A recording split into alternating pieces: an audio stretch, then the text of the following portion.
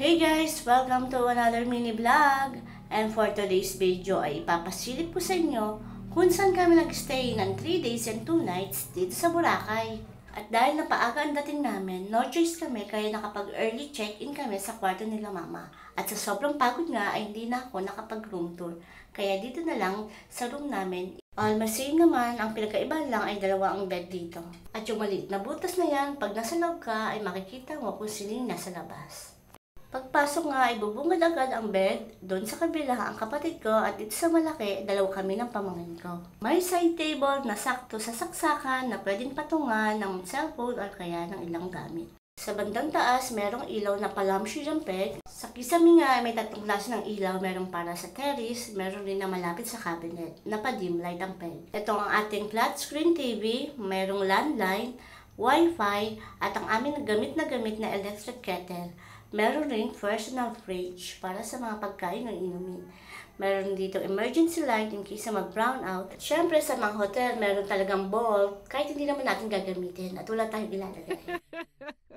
At syempre, ang very satisfying na air conditioner. At isa nga sa kinaganda dito ay malapit lang siya sa dagat. Almost front beach lang siya at kadalasan nga dito sa Station 1, kung hindi restaurant, ang mga nasa harapan ay mga tindahan.